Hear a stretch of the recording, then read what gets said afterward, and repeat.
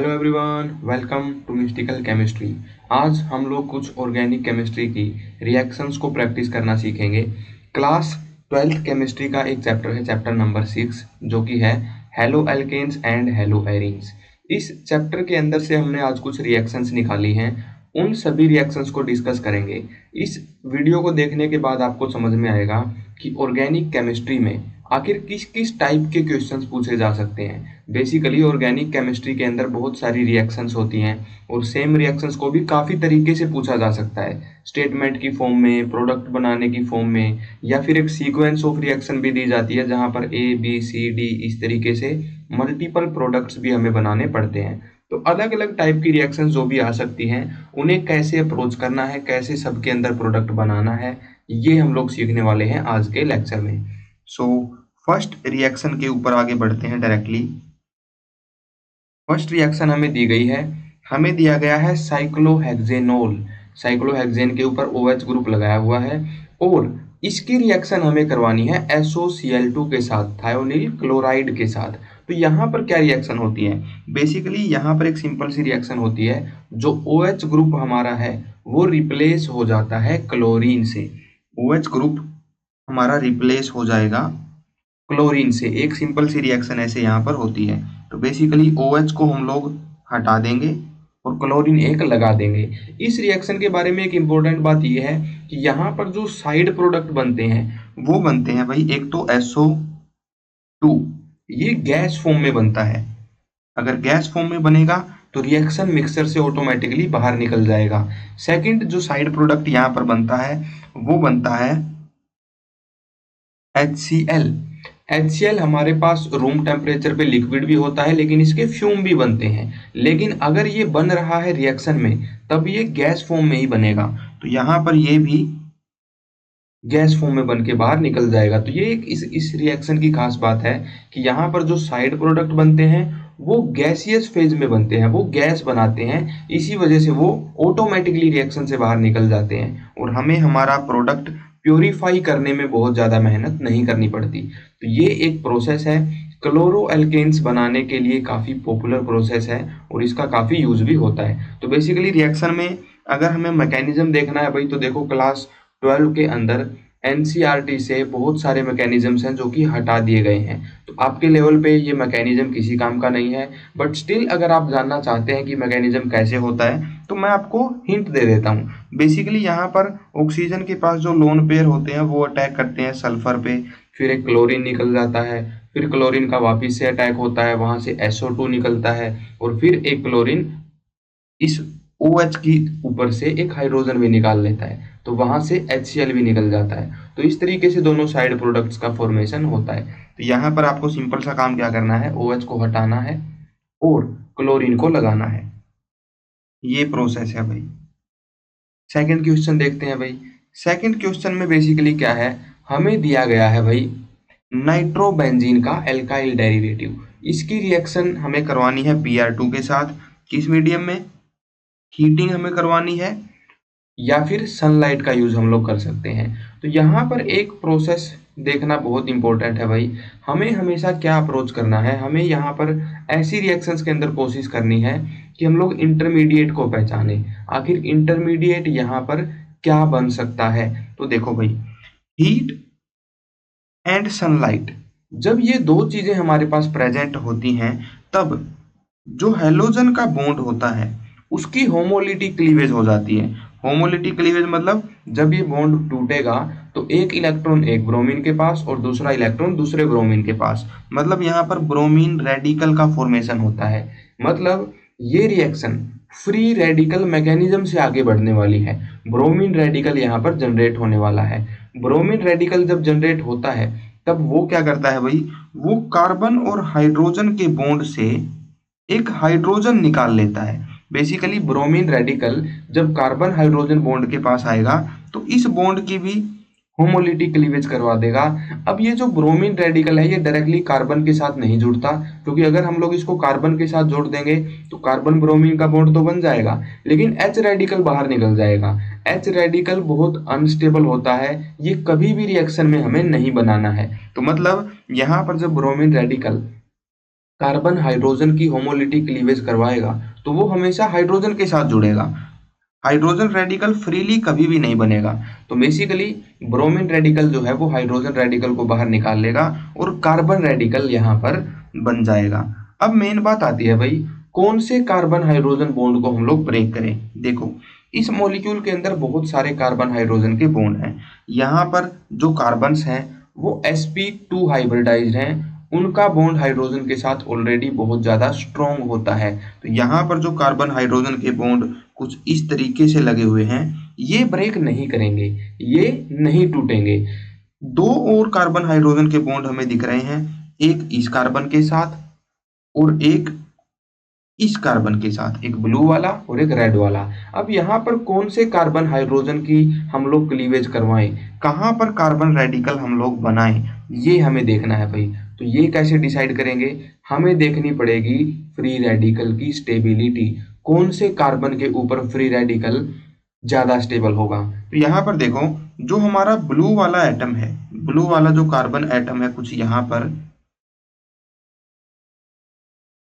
अगर इसके ऊपर रेडिकल बन जाए, अगर इस कार्बन के ऊपर रेडिकल बन जाए तो वो स्टेबलाइज्ड होगा रेजोनेंस से as well as hyperconjugation से। देखो, हाइपर कॉन्जुगेशन से कैसे, अगर इस कार्बन के ऊपर फ्री रेडिकल बन गया तो CH3 वाला कार्बन अब इसका अल्फा कार्बन बन गया है, तो 3 हाइपर कॉन्जुगेशन वाले स्ट्रक्चर इसको स्टेबिलाइज करेंगे। साथ में बेंजीन रिंग लगी हुई है, नाइट्रो ग्रुप भी लगा हुआ है, तो ये दोनों भी इसको स्टेबिलाइज करेंगे। ये किसी फैक्ट से स्टेबिलाइज करेंगे, ये रेजोनेंस से स्टेबिलाइज करेंगे। रेजोनेंस से फ्री रेडिकल्स हमेशा स्टेबिलाइज ही होते हैं, चाहे हमारा -m ग्रुप लगा हो, चाहे हमारा +m ग्रुप लगा हो, फ्री रेडिकल्स हमेशा स्टेबिलाइज ही होते हैं। तो यहाँ पर रेजोनेंस से भी स्टेबिलाइज्ड ये फ्री रेडिकल होगा। मतलब जब ब्रोमीन रेडिकल आएगा तो वो हाइड्रोजन कहाँ से निकालेगा, इस कार्बन से निकालेगा। तो यहाँ पर हमारे फर्स्ट स्टेप में हमने बना दिया है CH फ्री रेडिकल, ये फ्री रेडिकल हमारे पास बना है। सबसे पहले क्या देखना था कि रिएक्शन में बनेगा क्या, वो हमने डिसाइड कर लिया कंडीशंस को देख के कि फ्री रेडिकल बनेगा जब हीट या फिर सनलाइट की प्रेजेंट होती है। तो वहां पर हेलोजन के जो बॉन्ड होते हैं, चाहे वो Br का बॉन्ड हो, चाहे वो क्लोरीन का बॉन्ड हो, उनकी होमोलिटी क्लीवेज होती है। तो ऐसे हम लोगों ने क्या डिसाइड किया कि फ्री रेडिकल बनेगा, इंटरमीडिएट क्या बनेगा। सेकेंडली, फ्री रेडिकल बन भी मल्टीपल प्लेसेस पे सकता था, अलग अलग कार्बन हाइड्रोजन के बॉन्ड को तोड़ के अलग अलग जगह पे रेडिकल बन सकता था।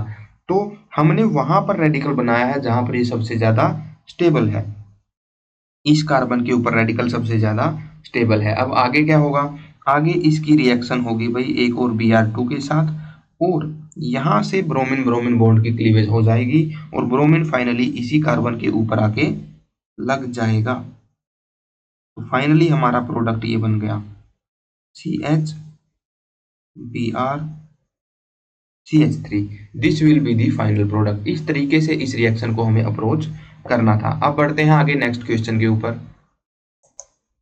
ये है हमारी थर्ड रिएक्शन, इसमें हमें फिनोल का एक डेरिवेटिव दिया हुआ है। बेसिकली ये फिनोल हो गया, OH लगा हुआ है बेंजीन पे, साथ में यहाँ पर लगा हुआ है CH2OH ग्रुप। इसकी रिएक्शन हमें करवानी है HCl के साथ। अब एल्कोहल्स जो होते हैं भाई वो डिहाइड्रेट हो जाते हैं एसिड की प्रेजेंस में, मतलब वाटर बना के बाहर निकल जाते हैं। अब यहाँ पर देखो, जो ये वाला OH ग्रुप है, ये जो हाइड्रोक्सिल ग्रुप है, ये डायरेक्टली जुड़ा हुआ है एक sp2 हाइब्रिडाइज्ड कार्बन से, तो ये डिहाइड्रेट नहीं हो सकता, इसके अंदर से वाटर हम लोग नहीं निकाल सकते। जो सैचुरेटेड अल्कोहल होते हैं, जो हमारे पास एक तरीके से बोल लो भाई एल्काइल ग्रुप का पार्ट होते हैं, एरोमेटिक ग्रुप का पार्ट नहीं होते, उन्हीं का डिहाइड्रेशन हो पाता है। तो यहाँ पर ये OH यहाँ से निकल जाएगा और क्लोरीन से हम लोग यहाँ पर रिप्लेसमेंट कर देंगे, OH को हटा देंगे और यहाँ पर लगा देंगे CH2Cl। सिंपल सा ये प्रोडक्ट बन जाएगा। इसके मैकेनिज्म में एक्चुअली क्या होता है भाई, सबसे पहले हाइड्रोजन एटम के ऊपर ये OH अटैक करता है, OH2 पॉजिटिव बन जाता है, वहां से फिर वाटर मॉलिक्यूल का एलिमिनेशन होता है। तो इसमें साथ में वाटर भी बनता है as a side product. Mechanisms हमारे काम के नहीं है, इसीलिए हम लोग डायरेक्टली यहाँ पर आंसर करना सीख रहे हैं। यहाँ पर आपको मेन बात क्या देखनी है भाई, इस OH ग्रुप का एलिमिनेशन क्यों नहीं हुआ। देखो, अगर हम लोग एरोमेटिक हाइड्रोकार्बन के अंदर इस OH को एक और हाइड्रोजन दे के OH2 पॉजिटिव बना भी दें, तब भी इसको हम लोग रिमूव नहीं कर पाएंगे, क्योंकि अगर ये रिमूव करेगा तो यहाँ पर पॉजिटिव चार्ज कहाँ आएगा, एक sp2 हाइब्रिडाइज्ड कार्बन पर आएगा।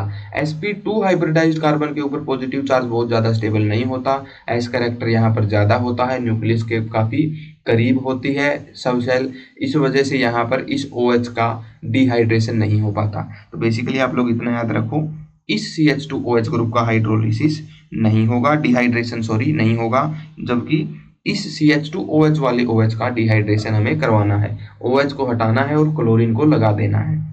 नेक्स्ट प्रोसेस देखते हैं। CH3 हमारे पास लगा हुआ है एल्कीन के ऊपर, जिसकी रिएक्शन हमें करवानी है हाइड्रो आयोडिक एसिड के साथ। सिंपल सी रिएक्शन होती है एल्कीन की एसिड के साथ। सबसे पहले एल्कीन का प्रोटोनेशन करवाओ और एक कार्बोकैटायन बनाओ। यहाँ पर इंटरमीडिएट हमेशा क्या बनता है, एक कार्बोकैटायन बनता है। तो बेसिकली कार्बोकैटायन हम लोग दो कार्बन पे बना सकते हैं, एक ब्लू कार्बन पे, एक रेड कार्बन पे। कार्बोकैटायन स्टेबल कहाँ होता है, देखो टर्सरी कार्बोकैटायन हमेशा ज्यादा स्टेबल होता है सेकेंडरी से।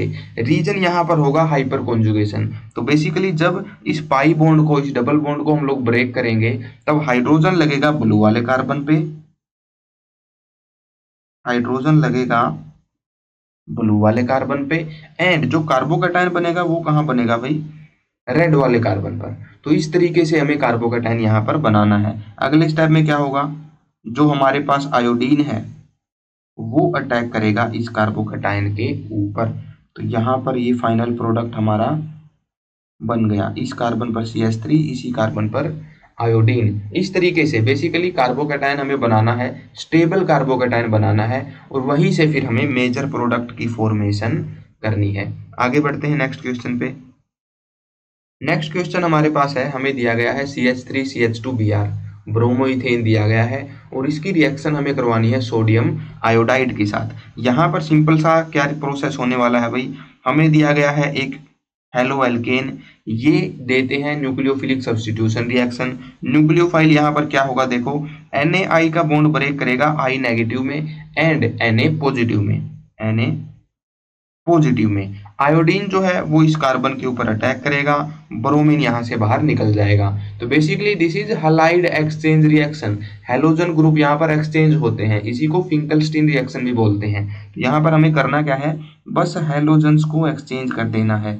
CH3CH2 पहले ब्रोमीन था, अब आयोडीन लग जाएगा, एंड यहाँ पर जो NaBr है वो बन जाएगा एज ए साइड प्रोडक्ट। तो ये है halogen exchange reaction. Next process देखते हैं भाई। यहाँ पर दो रिएक्शंस होती हैं, काफी सिमिलर सी होती हैं। अगर हम लोग कंडीशंस को हटा दें तो हमें लगेगा कि सेम ही रिएक्शन है, बट दोनों में अलग प्रोसेस फॉलो होता है, दोनों में प्रोडक्ट भी अलग बनता है। देखो हमें दिया गया है साइक्लोहेक्सीन। साइक्लोहेक्सीन की रिएक्शन हम लोग करवा रहे हैं Br2 के साथ, बट डिफरेंस कहाँ पर है, डिफरेंस है कंडीशंस में। एक केस में हम लोग करवा रहे हैं हीट की प्रेजेंस में रिएक्शन, दूसरे केस में हम लोग कहाँ रिएक्शन करवा रहे हैं, सिंपली कार्बन टेट्राक्लोराइड सॉल्वेंट के अंदर रिएक्शन हम लोग करवा रहे हैं। तो यहाँ पर डिफरेंस है भाई। डिफरेंस यहाँ पर क्या है, देखो यहाँ पर heat and sunlight, heat and UV light, इनकी प्रेजेंस में रिएक्शन हमेशा कैसे होती है, फ्री रेडिकल मैकेनिज्म से होती है। जैसे ही सनलाइट की प्रेजेंस में Br2 आएगा, इसके बॉन्ड का होमोलिटिक क्लीवेज होगा, ब्रोमीन रेडिकल यहाँ पर बनेंगे। ब्रोमीन रेडिकल आगे क्या करता है, कार्बन हाइड्रोजन बॉन्ड की होमोलिटिक क्लीवेज करवाता है, और वहां से हाइड्रोजन को अपने पास रख लेता है और कार्बन के ऊपर रेडिकल बना देता है। तो यहाँ पर जब हीट या फिर सनलाइट की प्रेजेंस होगी तो यहाँ पर रेडिकल बनेंगे, और फ्री रेडिकल मैकेनिज्म से फिर रिएक्शन आगे बढ़ेगी। अब बात मेन आती है भाई, कार्बन हाइड्रोजन के कौन से बॉन्ड्स को यहाँ पर तोड़ा जाए। देखो एक कार्बन हाइड्रोजन का बॉन्ड है यहाँ पर, एक कार्बन हाइड्रोजन के बॉन्ड है यहाँ पर, एक कार्बन हाइड्रोजन के बॉन्ड है यहाँ पर। तीन तरीके के कार्बन हाइड्रोजन बॉन्ड इस मॉलिक्यूल के अंदर प्रेजेंट हैं। तीनों को ही तोड़ के हम कहीं पर भी सब्स्टिट्यूशन करवा सकते हैं, लेकिन मेजर प्रोडक्ट कहाँ से बनेगा, मेजर प्रोडक्ट हमेशा बनता है सबसे ज्यादा स्टेबल फ्री रेडिकल से। सबसे ज्यादा रेडिकल कौन से कार्बन पर स्टेबल होगा, इस कार्बन पर सेकंड कार्बन पर या फिर लेफ्ट वाले कार्बन पर। देखो, अगर हम लोग रेडिकल बनाए बीच वाले कार्बन के ऊपर, अगर ब्रोमीन रेडिकल जो है वो इस हाइड्रोजन को निकाल ले और यहां पर बनाए रेडिकल, तो यहां पर देखो क्या होगा, इस कार्बन के ऊपर बन गया है फ्री रेडिकल। अब ये रेडिकल कितने फैक्टर्स की वजह से स्टेबलाइज है, ये देखो, यहां पर प्रेजेंट है दो अल्फा हाइड्रोजन जो कि इसको स्टेबलाइज करेंगे हाइपर कॉन्जुगेशन से। साथ में यहां पर प्रेजेंट है एक एल्कीन, ये एल्कीन इसको कैसे स्टेबलाइज करेगी, ये इसको स्टेबलाइज करेगी मेसोमेरिक इफेक्ट से, राइट। तो बेसिकली इस मेसोमेरिक इफेक्ट की वजह से क्या होगा, यहाँ पर एक डबल बॉन्ड बन जाएगा और रेडिकल यहाँ शिफ्ट हो जाएगा। तो बेसिकली ये वो पोजीशन है, बीच वाला जो कार्बन है यही वो पोजीशन है जहां पर सबसे ज्यादा स्टेबलाइज्ड होगा हमारा फ्री रेडिकल। तो इसलिए फ्री रेडिकल यहाँ पे बनेगा। अगले स्टेप में क्या होगा, एक और Br2 मोलिक्यूल यहाँ पर होमोलिटिक क्लीवेज करेगा और इसी कार्बन के ऊपर आके लग जाएगा। तो यहाँ पर ये होता है हमारे पास major product, this is the major product. तो बेसिकली कंडीशन के हिसाब से हम लोगों ने क्या डिसाइड किया कि इंटरमीडिएट क्या बनेगा। इंटरमीडिएट के बाद हमने क्या किया, मेजर प्रोडक्ट को डिसाइड किया। कैसे, जो ज्यादा स्टेबल इंटरमीडिएट होता है वही मेजर प्रोडक्ट बनाता है। नेक्स्ट टाइप की रिएक्शन देखो, वहां पर हमने कंडीशंस थोड़ी सी चेंज कर दी हैं। वहां पर हमने हीट या फिर सनलाइट की प्रेजेंस में रिएक्शन नहीं करवाई, वहां पर हमने सिंपली ब्रोमीन के साथ रिएक्शन करवाई है। Bromine which is dissolved in carbon tetrachloride CCl4, इस सोलवेंट के अंदर हम लोग ये रिएक्शन करवा रहे हैं। यहाँ पर हीटिंग नहीं है, सनलाइट नहीं है, तो यहाँ पर फ्री रेडिकल नहीं बनते। यहाँ पर रिएक्शन प्रोसीड करती है एक अलग तरीके से। कैसे होती है भाई, देखो इसका मैकेनिज्म अगर हम लोग थोड़ा सा समझने की कोशिश करें तो यहाँ पर एक ब्रोमियम आयन की 3 मेंबर की रिंग बनती है जहां पर ब्रोमीन के ऊपर पॉजिटिव चार्ज आ जाता है। अगले स्टेप में एक और ब्रोमाइड आयन उसके ऊपर अटैक करता है और वो रिंग टूट जाती है। तो बेसिकली यहाँ पर सीधा सीधा काम क्या होता है, ब्रोमीन ब्रोमीन का ये बॉन्ड ब्रेक होगा और कार्बन कार्बन के डबल बॉन्ड में से जो पाई बॉन्ड है वो यहाँ पर ब्रेक हो जाएगा और दोनों एटम के ऊपर एक एक ब्रोमीन आके लग जाएगा। तो बेसिकली डबल बॉन्ड को तोड़ दो और दोनों कार्बन पर एक एक ब्रोमीन लगा दो। इस तरीके से एक एंटी एडिशन सा यहाँ पर देखने को मिलता है, मतलब तो दोनों ब्रोमीन यहाँ पर लग जाएंगे, डबल बॉन्ड यहाँ पर ब्रेक हो जाएगा। ये दोनों रिएक्शंस की अगर कंडीशंस हम लोग छुपा लें, अगर एरो के ऊपर क्या लिखा हुआ है, हीट सनलाइट लिखा हुआ है या फिर सोलवेंट कार्बन टेट्राक्लोराइड लिखा हुआ है, ये चीज अगर हम लोग यहाँ से हटा दें तो हम लोग डिसाइड नहीं कर पाएंगे कि कौन सा प्रोडक्ट बनाना है। यहाँ पर रिएक्टेंट्स जो है वो बिल्कुल देखने में सेम लगेंगे, बट कंडीशंस के ऊपर ये डिसाइड करता है कि हमें कौन सा मैकेनिज्म फॉलो करना है, हमें कौन सा प्रोडक्ट बनाना है। तो ये हो जाएंगे major product in reaction number 6 and 7। Next हम लोग आगे बढ़ते हैं भाई, थोड़ी सी सिंपल रिएक्शंस हमारे पास अब आ रही हैं। देखो, एल्काइल हैलाइड की मैग्नीशियम मेटल के साथ कैसे रिएक्शन होती है। तो बेसिकली यहाँ पर सिंपल सा काम होता है, एल्काइल हैलाइड का जो कार्बन हैलोजन का बॉन्ड होता है वो ब्रेक हो जाता है और मैग्नीशियम मेटल के अंदर थोड़ी सी प्रॉपर्टी होती है कोवेलेंट बॉन्ड्स बनाने की। इस वजह से मैग्नीशियम यहाँ पर दोनों के बीच में फिट हो जाता है। तो बेसिकली कार्बन और ब्रोमीन का बॉन्ड हम लोग ब्रेक करेंगे और मैग्नीशियम के साथ में दोनों को जोड़ देंगे। तो प्रोडक्ट ए जो हमारा बनेगा वो क्या बनेगा, मैग्नीशियम के साथ में एक लगा हुआ होगा हमारे पास साइक्लोहेक्साइल ग्रुप और दूसरा लगा हुआ होगा ब्रोमीन। अगले स्टेप में क्या करवाना है, इसकी रिएक्शन करवानी है वाटर के साथ। तो बेसिकली यहाँ पर ये जो बना है भाई एल्काइल मैग्नीशियम ब्रोमाइड, इसको बोलते हैं ग्रिग्नार्ड रिएजेंट। ग्रिग्नार्ड रिएजेंट ये एक न्यूक्लियोफाइल का बहुत अच्छा सोर्स होता है। आर नेगेटिव बड़े आराम से ये दे सकता है। तो कहने का मतलब क्या है, ये जो बॉन्ड बना है मैग्नीशियम के साथ ये बड़े आराम से ब्रेक हो सकता है साइक्लोहेक्सेन की तरफ, ठीक है। जब वाटर के साथ इसकी रिएक्शन होती है तब कुछ ऐसी ही होती है भाई। मान लो H2O ये हमारा वाटर है, HOH ये इसमें बॉन्ड होते हैं। तो यहाँ पर बेसिकली क्या होगा, ये जो बॉन्ड मैग्नीशियम से कार्बन की तरफ टूटेगा ये फाइनली एक हाइड्रोजन को पकड़ लेगा और OH जो है वो वापिस से मैग्नीशियम के ऊपर अटैक कर देगा। तो यहाँ पर क्या बना भाई, देखो साइक्लोहेक्साइल ग्रुप ने एक हाइड्रोजन को पकड़ा है, तो यहाँ पर साइक्लोहेक्सेन ही हमारे पास मेजर प्रोडक्ट बन जाएगा। बी प्रोडक्ट क्या हो जाएगा, साइक्लोहेक्सेन। यहाँ पर साथ में क्या बना है, MgBrOH।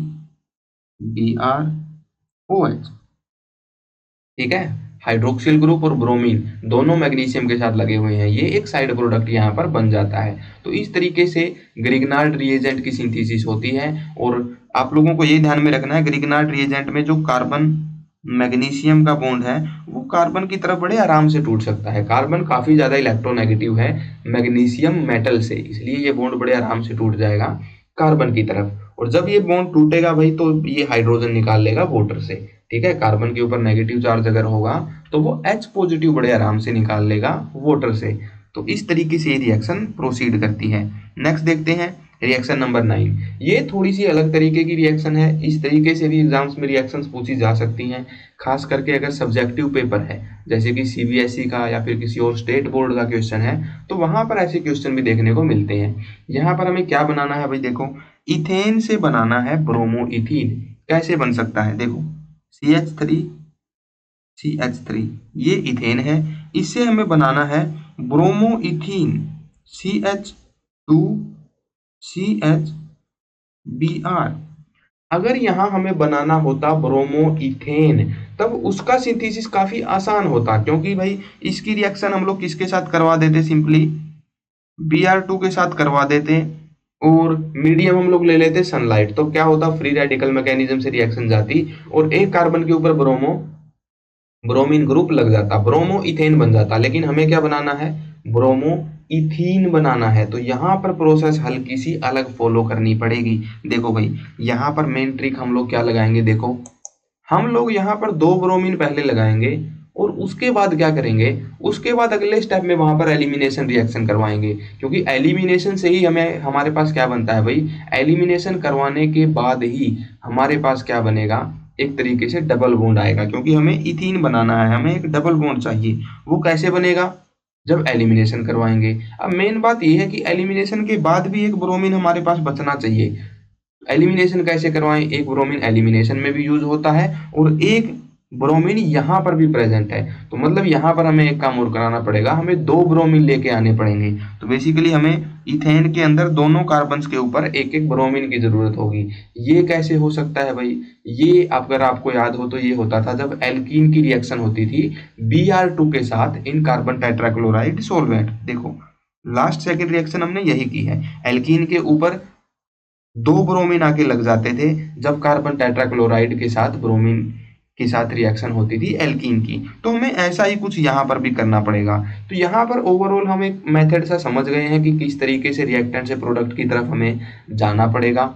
अब हम लोग मेन इसका सॉल्यूशन करते हैं भाई, कैसे हम लोग ऐसा करवाएंगे। देखो सबसे पहले हमें यहाँ पर चाहिए होगा इथीन। अब इथीन हम लोग कैसे बना सकते हैं, देखो इथीन इथेन से डायरेक्टली नहीं बना सकते, सबसे पहले वहां पर एक ब्रोमीन हमें लगाना पड़ेगा। तो फर्स्ट स्टेप जब हम लोग फॉलो करेंगे, जब इथेन की रिएक्शन करवाएंगे Br2 के साथ इन Hμ presence in presence of sunlight, तब वहां पर क्या होगा, किसी भी एक कार्बन के ऊपर ब्रोमीन सब्स्टिट्यूट हो जाएगा।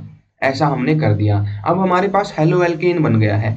हेलो एल्केन से इथीन हम लोग आराम से बना सकते हैं। कैसे, एक बेस हम लोग यहाँ पर लेंगे, मान लो हमने ले लिया है KOH, यहाँ पर OH न्यूक्लियोफाइल आता है और OH क्योंकि एक अच्छा बेस है ये एलिमिनेशन रिएक्शन यहाँ पर करवा लेता है। E2 एलिमिनेशन होती है, यहाँ से प्रोटॉन निकलता है, यहाँ पर डबल बॉन्ड बनता है, यहाँ से ब्रोमीन बाहर हो जाता है। ये सेम मैकेनिज्म होता है E2 रिएक्शन का। तो बेसिकली यहाँ पर क्या होगा भाई, वाटर बाहर निकलेगा, ब्रोमाइड आयन बाहर निकलेगा और बन क्या जाएगा हमारे पास, ethene CH2 double bond CH2। Ethene हमने बना दिया। अब इथेन से हमें आगे क्या करना है, इस कार्बन पर लगाना है एक ब्रोमीन। डायरेक्टली नहीं लगा सकते, इसलिए हमें क्या करवाना पड़ेगा, पहले दोनों पे हम लोग लगाना पड़ेगा। देखो दोनों पे अगर हम लोग लगाना चाहते हैं तो क्या रिएक्शन फॉलो होगी, हमारे पास इथीन बन चुका है, Br2 के साथ रिएक्शन करवाएंगे इन CCl4 सोलवेंट। जब ऐसा होगा तो डबल बॉन्ड टूट जाएगा, दोनों के ऊपर एक एक ब्रोमीन आके लग जाएगा। तो हमारे पास बन गया CH2Br एंड CH2Br। ये हमारे पास बन गया डाई ब्रोमो इथेन बन गया है, 1,2 डाई ब्रोमो इथेन बन गया है। अब इससे हम लोग मेजर प्रोडक्ट डायरेक्टली बना सकते हैं। इससे हमारे पास जो प्रोडक्ट पूछा गया है वो हम लोग बना सकते हैं। कैसे बनाएंगे, देखो हम लोग बेस का यूज करेंगे, अगेन 1 मोल बेस ही लेंगे, ठीक है, KOH। ये बेस हम लोग ले लेंगे। यहाँ पर क्या होगा भाई, फिर से एलिमिनेशन रिएक्शन हो जाएगी। मान लो इस कार्बन से इसने क्या किया, प्रोटॉन निकाल लिया, वो फिर यहाँ पर डबल बॉन्ड में शिफ्ट हो गया और एक ब्रोमीन यहाँ पर रिमूव हो गया। सेम तरीके से थोड़ा सा अपोजिट प्रोसेस भी हो सकता है ये OH जो है वो इस वाले कार्बन से हाइड्रोजन निकाल ले, उसके बाद लेफ्ट साइड वाला ब्रोमीन रिमूव हो। दोनों ही प्रोसेस से, दोनों ही मैकेनिज्म से सेम प्रोडक्ट हमारे पास बनेगा। ये प्रोडक्ट हमारे पास बन जाएगा CH2CH तो इस तरीके से मल्टीपल स्टेप्स को फॉलो करके हम लोग इथेन से क्या बना सकते हैं, ब्रोमो इथीन बना सकते हैं। ठीक है, यहाँ से डायरेक्टली हमारे पास प्रोडक्ट बनेगा CH2 double bond CH single bond Br। Next reaction देखते हैं। प्रोपीन से हमें बनाना है प्रोपाइन। प्रोपीन हमारे पास सिंपली क्या हो गया, CH3CH double bond CH2।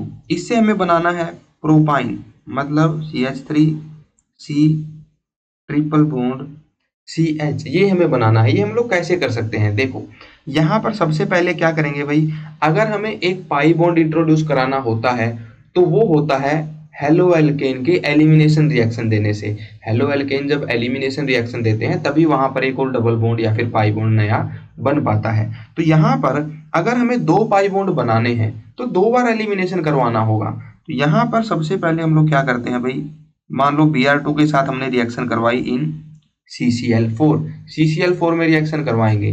CCl4 के साथ जब रिएक्शन होती है तब क्या होगा भाई, पाई बॉन्ड ब्रेक हो जाएगा और दोनों के ऊपर ब्रोमीन आके लग जाएगा। तो ये हमारे पास बन जाएगा। अब क्या करवाना पड़ेगा, अब दो बार एलिमिनेशन हमें करवानी पड़ेगी। तो देखो सबसे पहले मान लो हमने कोई भी बेस ले लिया, यहाँ पर मान लो हमने ले लिया OH बेस।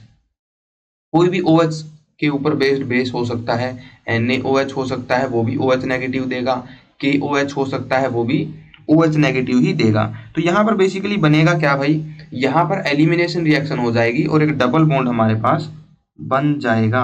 तो यहाँ पर बेसिकली हमारे पास बन जाएगा CH3CH डबल बॉन्ड CH2 और एक कार्बन के ऊपर लगा रह जाएगा ब्रोमीन। ठीक है, एक कार्बन के ऊपर ब्रोमीन लगा रह जाएगा और एक डबल बॉन्ड बन जाएगा। अब यहाँ पर मेन बात आती है भाई, आगे हमें फिर से यहाँ पर एलिमिनेशन करवाना है। लेकिन इस बार दिक्कत क्या है भाई, इस बार जब एलिमिनेशन होगा तो हाइड्रोजन इस कार्बन से निकलेगा। ये एक sp2 हाइब्रिडाइज कार्बन है। तो यहाँ पर sp2 हाइब्रिडाइज कार्बन का जो बॉन्ड होता है हाइड्रोजन के साथ वो बहुत स्ट्रॉन्ग होता है। वहां पे किसी नॉर्मल बेस से काम नहीं बन पाता, वहां पर काफी स्ट्रॉन्ग बेस हमें लेना पड़ता है।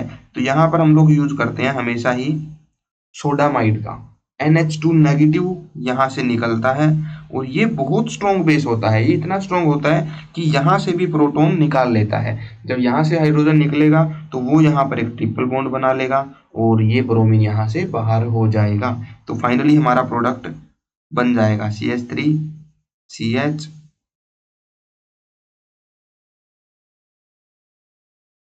यहाँ पर बेसिकली हमने क्या किया भाई, इस कार्बन के हमने यहाँ पर 5 बॉन्ड बना दिए। ये ऐसा नहीं होगा, ये कार्बन यहाँ पर ऐसे रहेगा। ठीक है, तो बेसिकली पहला जो हमने एलिमिनेशन करवाया था वो कुछ ऐसे करवाया था, यहाँ से OH निकला है और ये यहाँ पे डबल बॉन्ड बना रहा है। ठीक है, इसकी वजह से ब्रोमीन यहाँ से बाहर हो रहा था, तो यहाँ पर हाइड्रोजन नहीं रहेगा।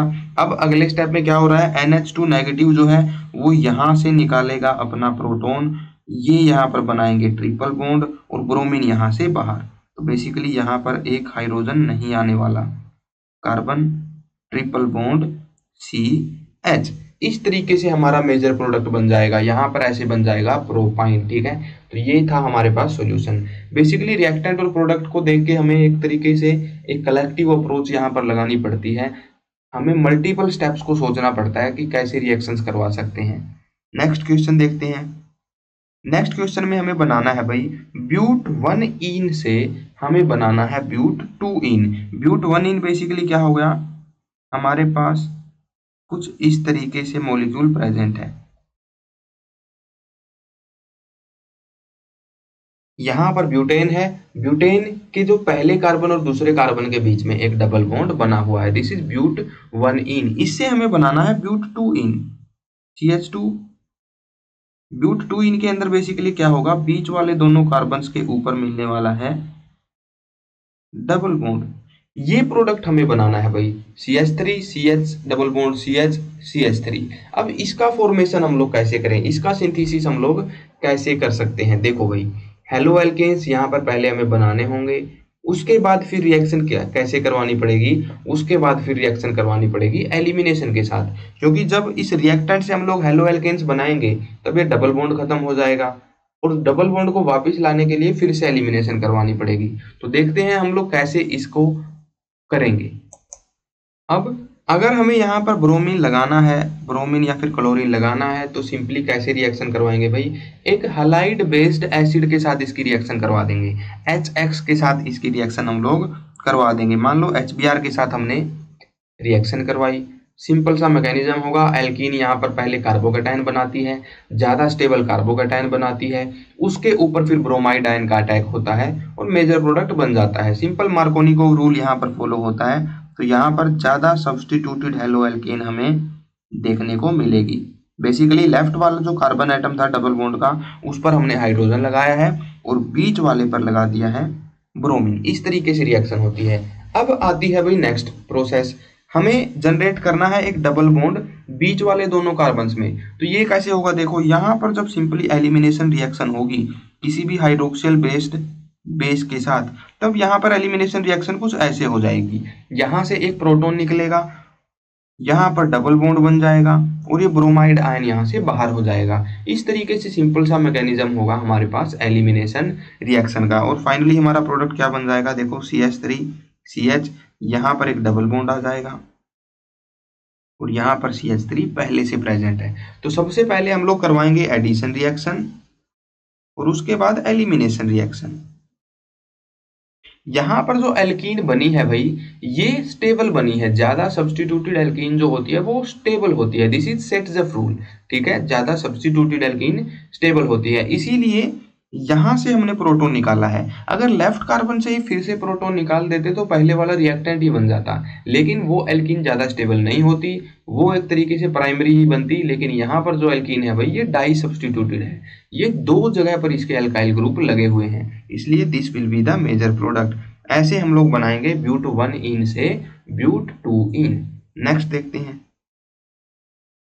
नेक्स्ट क्वेश्चन में हमें इथेनॉल से बनाना है ब्यूट 1 आइन। यहाँ पर कार्बन्स ज्यादा हो रहे हैं, है ना, तो इथेनॉल हमारे पास बेसिकली क्या होता है, CH3 CH2 OH, इससे हमें बनाना है ब्यूट 1 आइन, ब्यूट मतलब 4 कार्बन, तो हमें ये प्रोडक्ट बनाना है अभी CH2 CH3। अब ये कैसे बनाएं, देखो भाई सबसे पहली बात, अगर हम लोग यहाँ पर क्या करवाएं, डिहाइड्रेशन वगैरह करवाएं, एसिड के साथ रिएक्शन करवाएं, तो एल्कीन बन जाएगा, एल्कीन यहाँ पर बन जाएगा। लेकिन एल्कीन से फिर हम लोग आगे इस चेन को कैसे आगे बढ़ाएं, एल्कीन में तो 2 ही कार्बन होंगे, इथीन में तो 2 ही कार्बन होंगे, हम 4 कार्बन कैसे बनाएं। तो यहाँ पर हमें क्या देखना पड़ेगा भाई, यहाँ पर एक और चीज देखनी पड़ेगी, यहाँ पर रिएक्शन थोड़ी सी अलग तरीके से करवानी पड़ती है। देखो सबसे पहले हम लोग क्या करते हैं भाई, एसिड के साथ में मान लो अगर इसका डिहाइड्रेशन हम लोग करवाते हैं, कोई भी एसिड मान लो हमने ले लिया, माइनस यहाँ पर क्या होता है, डिहाइड्रेशन होता है, वाटर बाहर निकलता है और एक बन जाता है halo alkane CH3 CH2 Cl, ये हमारे पास बन जाएगा। अब इससे आगे रिएक्शन कैसे होती है भाई, देखो यहाँ पर हम लोग एक मैकेनिज्म फॉलो करते हैं भाई, यहाँ पर हम लोग यूज करते हैं एसिटिलीन का, एक तरीके से इसका यूज करते हैं हम लोग CH ट्रिपल बॉन्ड CH, और यहाँ पर बेसिकली जो कार्बन एटम होते हैं ये sp हाइब्रिडाइज्ड होते हैं, इनकी हाइब्रिडाइजेशन होती है sp, s करेक्टर बहुत ज्यादा है, इसलिए यहाँ पर हाइड्रोजन का निकलना काफी ज्यादा आसान होता है। अगर हम लोग कोई बेस यहाँ पर ले लें तो ये बेस बड़े आराम से इस हाइड्रोजन को निकाल लेगा और क्या बना लेगा, C ट्रिपल बॉन्ड CH, इस कार्बन पर आ जाएगा नेगेटिव चार्ज। ये जो स्पीसीज बनती है बेसिकली इथाइन की जब बेस के साथ रिएक्शन होती है तब ये स्पीसीज बनती है, ये एक बहुत अच्छे न्यूक्लियोफाइल की तरह काम कर सकती है, this is a very good nucleophile.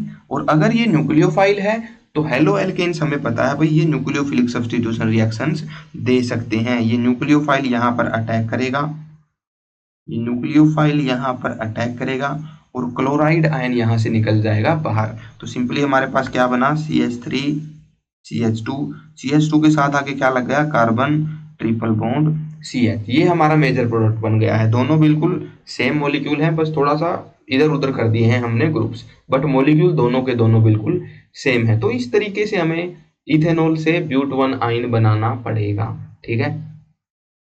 अब यहाँ पर आप लोग कोशिश करो तो थोड़े से और मैकेनिज्म भी फॉलो कर सकते हो। मान लो कि अगर आप लोग सोचो कि हम लोग 2 इथेनॉल ले लें, 2 मॉलिक्यूल इथेनॉल के ले लें, उनको आपस में कैसे रिएक्शन करवा दें। वैसे आप लोग काफी सारे स्टेप करवा के रिएक्शन हो सकता है करवा दो, हो सकता है फिजिबल भी हो, लेकिन जब प्रैक्टिकली रिएक्शंस को करवाना होता है, मान लो लैब में करवाना होता है, तब हमारी कोशिश हमेशा ये रहती है कि कम से कम स्टेप्स के अंदर रिएक्शन हो और काफी एफिशिएंट रिएक्शन हो। जब नंबर ऑफ स्टेप्स बहुत ज्यादा बढ़ जाते हैं रिएक्शन में तो वेस्टेज भी बढ़ जाती है ना। बहुत ज्यादा नंबर ऑफ स्टेप अगर होंगे तो बहुत ज्यादा टाइम भी लगेगा, बहुत ज्यादा एक्सपर्टीज भी वहां पर चाहिए होगी। तो कम से कम स्टेप में अगर रिएक्शन हो जाए तो वो बहुत बढ़िया रहता है। वैसे भी यहाँ पर जो रिएजेंट्स हमने यूज किए हैं ये इजीली अवेलेबल होते हैं। एटलीस्ट HCl हर लैब में प्रेजेंट होता है, स्कूल लेवल पे भी। अगर हम लोग थोड़े से ग्रेजुएट लेवल की बात करें तो वहाँ पर एसिटिलीन गैस भी अवेलेबल होती है, बेस भी अवेलेबल होते हैं। तो कम से कम स्टेप में रिएक्शन हमें करवानी होती है, इसलिए ये मैकेनिज्म भी बिल्कुल करेक्ट है। बट अगर आप किसी और मैकेनिज्म से प्रोडक्ट बना देते हो और वहां पर सारे स्टेप आप लोग सही लिखते हो तो आपका मैकेनिज्म भी सही माना जाएगा, रॉन्ग कंसीडर नहीं होगा, ठीक है। नेक्स्ट देखते हैं 13। रिएक्शन नंबर 13 में हमें क्या करना है, 1 क्लोरोब्यूटेन की रिएक्शन हमें करवानी है। और क्या बनाना है भाई, एन ओक्टेन बनाना है। एन ओक्टेन का मतलब क्या होता है, देखो हमारे पास जो आइसोमर होते हैं उनको रिप्रेजेंट करने के काफी तरीके होते हैं। N octane, isooctane, neooctane, इस तरीके से काफी सारे तरीके होते हैं। जब एन लिखा होता है तो एन का मतलब होता है लीनियर, सभी के सभी जो कार्बन एटम है वो हमें एक चेन में बनाने हैं। तो एन ओक्टेन अगर हम लोग बना रहे हैं तो 8 के 8 कार्बन कैसे लेंगे भाई, इस तरीके से लेंगे, 1 2 3 4 5 6 7 8। ये हो गया है एन ओक्टेन, सारे 8 कार्बन एक लाइन के अंदर हैं, ये हमें बनाना है, ठीक है। CH3 CH2 CH2 CH2 CH2 CH2 CH2 CH3, ये हमें बनाना है, ठीक है। किससे बनाना है, क्लोरोब्यूटेन से।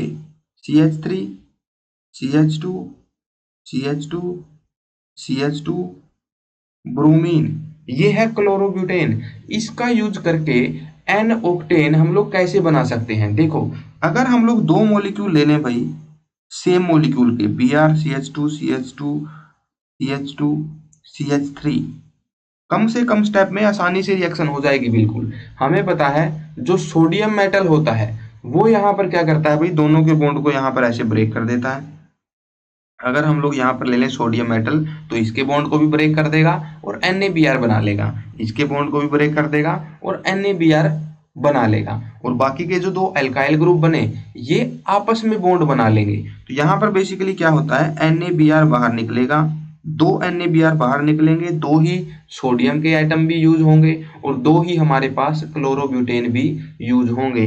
2 NaBr बाहर और इस कार्बन का और इस कार्बन का बॉन्ड आपस में फिर बन जाएगा, ठीक है। तो यहाँ पर फाइनली क्या बन गया, CH3 CH2 CH2 CH2, इसका बॉन्ड बन गया CH2 CH2 CH2 CH3 के साथ। तो ये हमारे पास क्या बन गया, एन ओक्टेन बन गया है। यहाँ पर मैग्नीशियम का यूज हम लोग स्पेशली नहीं करेंगे।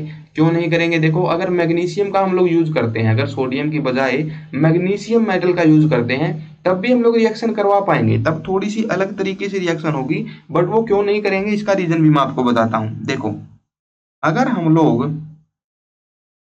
लोग RX की रिएक्शन मैग्नीशियम मेटल के साथ करवाएं, ये R ग्रुप बेसिकली क्या हो गया, ये R ग्रुप आप लोग मान लो ब्यूटाइल ग्रुप हो गया, CH3 CH2 CH2 CH2, इसकी जगह मैंने सिंपली R लिख दिया है। अगर इसकी रिएक्शन हो मैग्नीशियम के साथ तब ये क्या बनाएगा, सबसे पहले ये बनाएगा ग्रिग्नार्ड रिएजेंट RMgX, ये बनाएगा। उसके बाद अगले स्टेप में क्या होगा भाई, R नेगेटिव जो है वो बाद में रिएक्शन करेगा किसके साथ, एक और RX के साथ, एक और RX के साथ। यहां पर क्या रिएक्शन होगी, देखो जब Grignard reagent R negative release करता है, इस तरीके से जब Grignard reagent R negative release करता है तो वो एक न्यूक्लियोफाइल की तरह काम करता है। ये R नेगेटिव अब न्यूक्लियोफाइल की तरह काम करेगा और क्या बना लेगा फाइनली हमारा ऑक्टेन बना लेगा। यहाँ पर भी प्रोसेस हो जाएगी, लेकिन वो 2 स्टेप में हो रही है। सोडियम के साथ ये प्रोसेस सेम स्टेप में हो सकती है। सेम स्टेप में ही क्या होता है भाई, क्योंकि सोडियम जो है वो कार्बन और ब्रोमीन के बीच में फिट नहीं होता, क्योंकि मैग्नीशियम 2 बॉन्ड बना सकता है, इसलिए ये पहले दोनों के बीच में ऐसे फिट हो जाता है। ठीक है, तो नंबर ऑफ स्टेप अगर कम से कम हो तभी रिएक्शन बेटर हमारी रहती है, तो इसलिए सोडियम के साथ रिएक्शन करवाना इज मोर प्रॉफिटेबल। ठीक है, नेक्स्ट देखते हैं 14th। बेंजीन से हमें बनाना है मेटा डाइब्रोमो बेंजीन। अब ये क्वेश्चन थोड़ा सा एरोमेटिक कंपाउंड्स की नॉलेज भी मांगेगा, इसलिए थोड़ा सा ट्रिकी क्वेश्चन है। बेंजीन हमारे पास है सिंपली ये, और इससे हमें क्या बनाना है भाई, मेटा डाइब्रोमो बेंजीन बनाना है। मेटा का मतलब 1 3 पे लगे हुए हैं दोनों, 1 2 3। जब इस तरीके से ब्रोमीन लगते हैं तो इसको बोला जाता है मेटा डाइब्रोमो बेंजीन। अब इस रिएक्शन के अंदर कैच क्या है भाई, देखो इसके अंदर मेन बात क्या है, दोनों ब्रोमीन मेटा पर लगने चाहिए, ऑर्थो पर नहीं लगने चाहिए, पैरा पे नहीं लगने चाहिए, और लगने भी 2 ही चाहिए। तो जब दोनों हेलोजन हमें मेटा पे लगाने हैं तो वहां पर हमें एक ऐसा ग्रुप लगाना पड़ेगा पहले जो कि मेटा डायरेक्टिंग हो। अब इसका क्या मतलब है, देखो मैं आपको बताता हूं भाई। अगर मान लो हमारे पास बेंजीन 2 तरीके से प्रेजेंट है, यहाँ पर लगा हुआ है OH ग्रुप, तो OH क्या होता है, पैरा डायरेक्टिंग होता है। अगर इस OH के साथ हम लोग इसका ब्रोमिनेशन करवाएंगे तो ब्रोमीन कहाँ लगेगा भाई, पैरा पर लगेगा।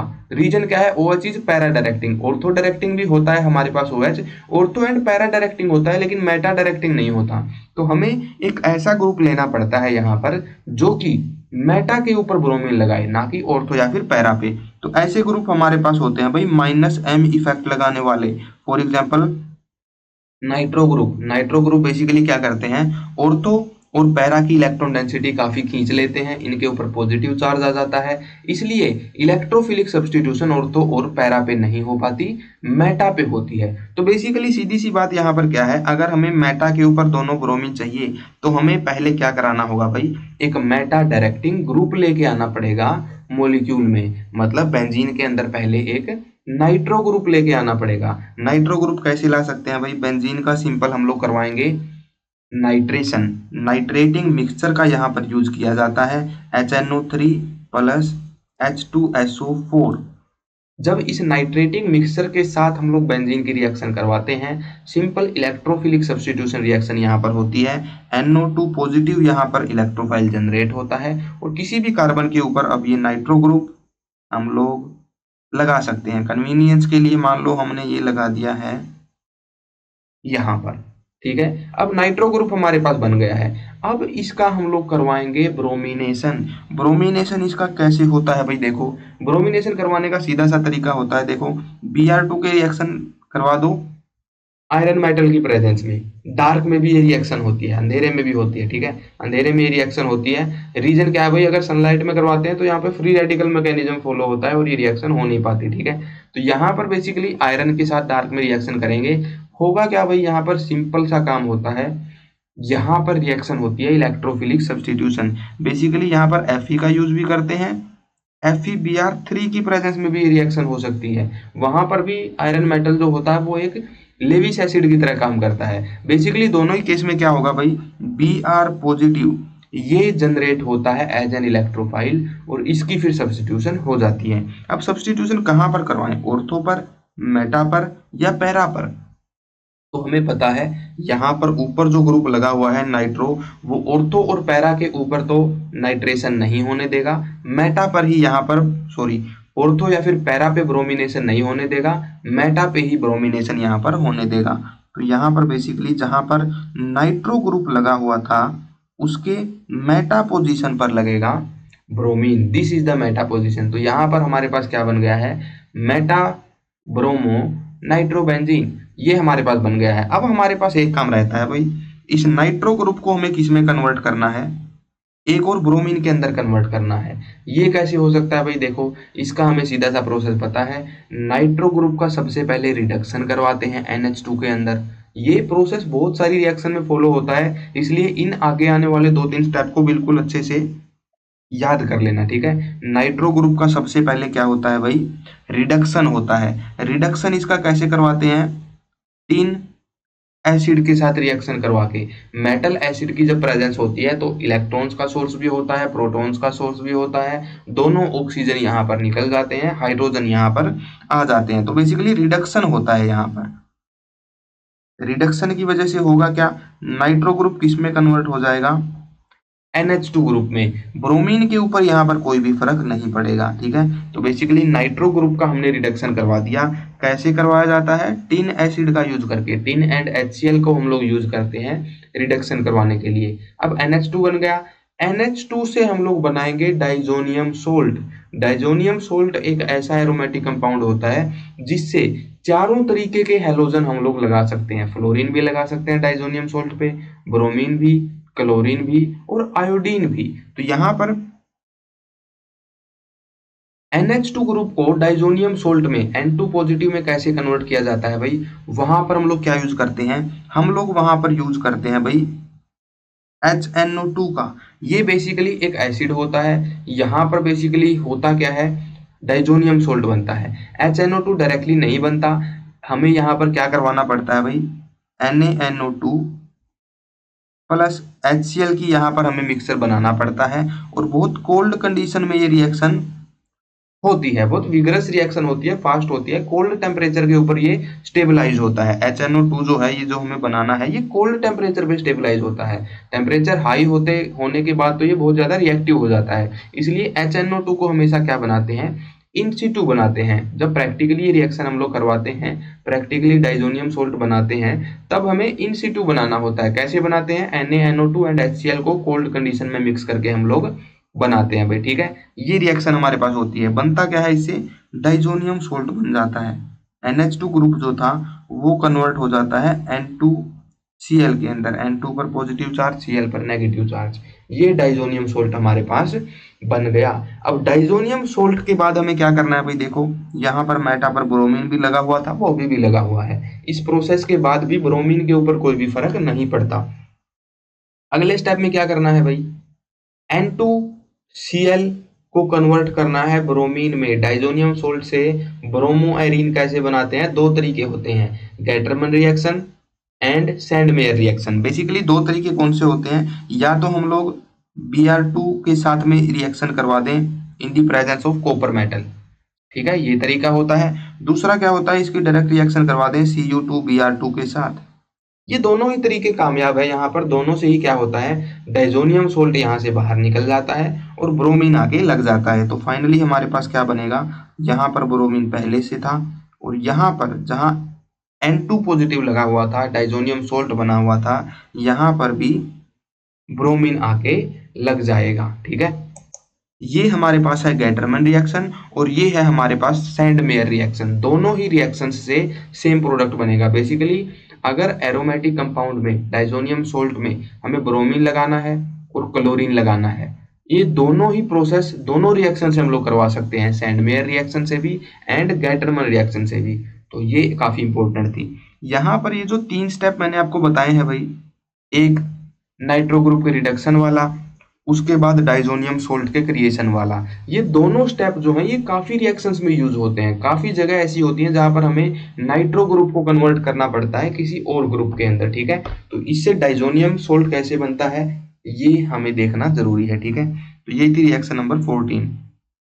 नेक्स्ट देखते हैं अभी, नेक्स्ट रिएक्शन में हमें क्या बनाना है, एन ब्यूटाइल क्लोराइड से, अच्छा यहाँ पर प्रोडक्ट नहीं बनाना है, यहाँ पर हमें रिएक्शन करवानी है। किसकी रिएक्शन करवानी है, देखो एन ब्यूटाइल क्लोराइड हमारे पास है। एन ब्यूटाइल क्लोराइड का मतलब है ब्यूटेन ग्रुप, उसके साथ में लगा हुआ है क्लोरीन। इसकी रिएक्शन अगर हो एल्कोहलिक KOH के साथ में, देखो एल्कोहलिक KOH का सीधा सा मतलब क्या होता है, KOH हमारे पास प्रेजेंट होता है लैब में पैलेट्स की फॉर्म में या फिर फ्लेक्स की फॉर्म में, एक तरीके से सॉलिड फॉर्म में ये प्रेजेंट होता है। इसका हम लोग चाहें तो वाटर के अंदर मिक्स करके एक एक्वस सॉल्यूशन बना सकते हैं, या फिर चाहें तो इसको अल्कोहल में मिक्स करके अल्कोहलिक सॉल्यूशन बना सकते हैं। दोनों ही प्रोसेस पॉसिबल हैं, लेकिन यहाँ पर हम लोग अल्कोहलिक क्यों लेते हैं, इथेनॉल के अंदर क्यों मिक्स करते हैं KOH को, वाटर में मिक्स क्यों नहीं करते, क्योंकि देखो KOH जो है ये तो दोनों में मिक्स हो जाएगा, वाटर में भी अल्कोहल में भी, लेकिन जो अल्काइल हैलाइड होते हैं ये जनरली इनके अंदर नॉन पोलर पार्ट बहुत ज्यादा होता है, वाटर में ये सोल्यूबल नहीं हो पाते, ये ऑर्गेनिक सॉल्वेंट्स में ज्यादा सोल्यूबलाइज होते हैं, इथेनॉल में ज्यादा सोल्यूबल होते हैं, इसीलिए KOH भी हम लोग अल्कोहल के अंदर ले रहे हैं, ठीक है। एक्वस KOH ऑर्गेनिक केमिस्ट्री में इस वजह से बहुत कम यूज होता है, अल्कोहलिक यहाँ पर यूज होता है। अल्कोहलिक का बस मतलब समझ लो, सोलवेंट है, इथेनॉल सोलवेंट है। क्यों लिया है? ताकि KOH के साथ साथ हमारा दूसरा रिएक्टेंट जो है ये भी डिजोल्व हो जाए। ये सिंपल सा लॉजिक होता है अल्कोहलिक KOH के पीछे, ठीक है। होगा क्या भाई, यहाँ पर सिंपल सी OH नेगेटिव हमारे पास आएगा और वो एलिमिनेशन रिएक्शन करवाएगा। बेसिकली क्लोरीन निकाल दो और क्लोरीन जिस कार्बन के साथ लगा हुआ था उस कार्बन का एक डबल बॉन्ड बना दो, CH3 CH2 CH double bond CH2, ये हमारे पास बन जाएगा मेन प्रोडक्ट। नेक्स्ट रिएक्शन देखते हैं भाई, ब्रोमोबेंजीन की रिएक्शन करवानी है मैग्नीशियम के साथ।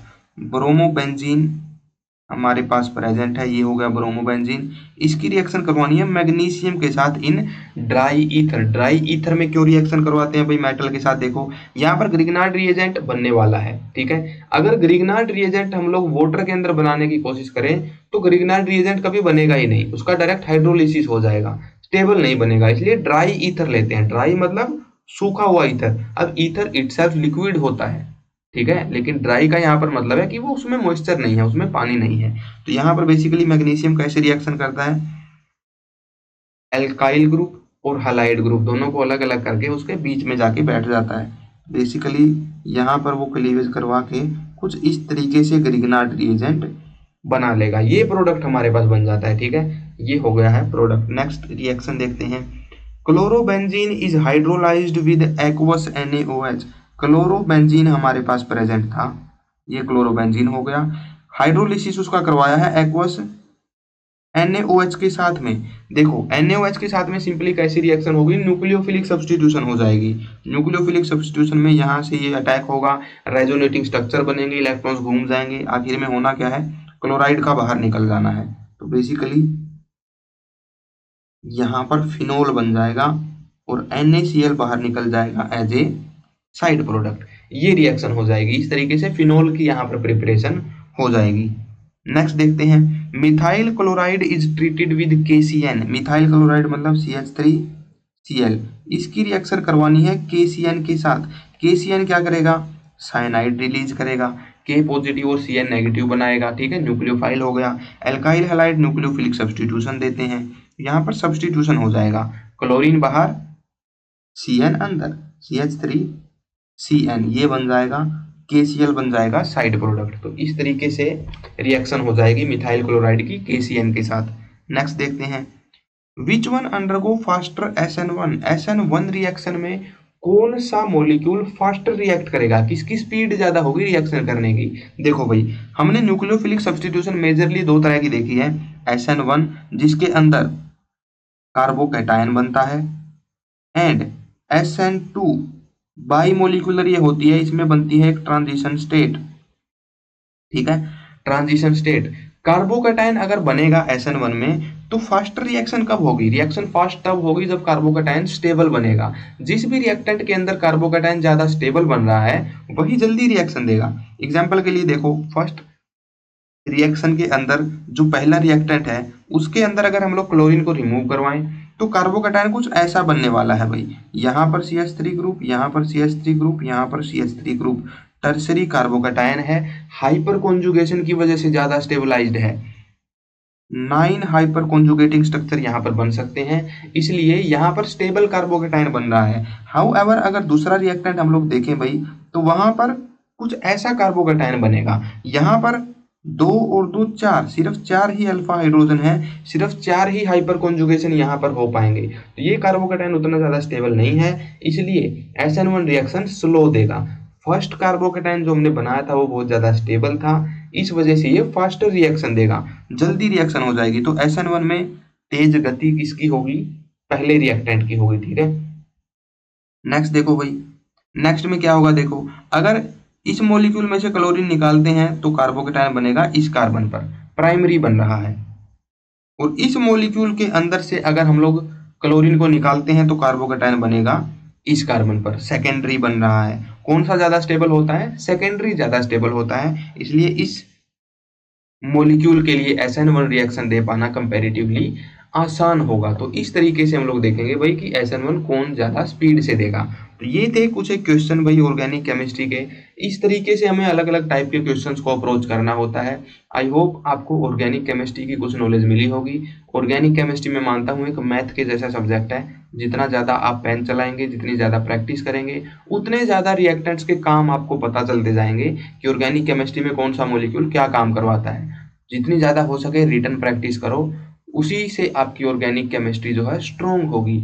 ऑर्गेनिक के अलावा जो बाकी की केमिस्ट्री होती है भाई, वो कुछ ऐसी होती है कि आप लोग फॉर्मूलाज याद कर लो या फिर कॉन्सेप्ट याद कर लो और थ्योरी बेस्ड क्वेश्चन वहां पर आ जाएंगे। लेकिन ऑर्गेनिक केमिस्ट्री एक मैथ के जैसा सब्जेक्ट है।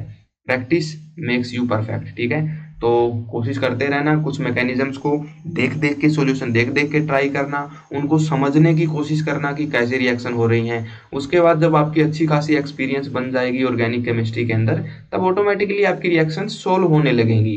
ठीक है, धीरे धीरे प्रैक्टिस से ही ऑर्गेनिक केमिस्ट्री इंप्रूव होती है। Thanks for watching, bye bye, take care and happy learning. Bye guys.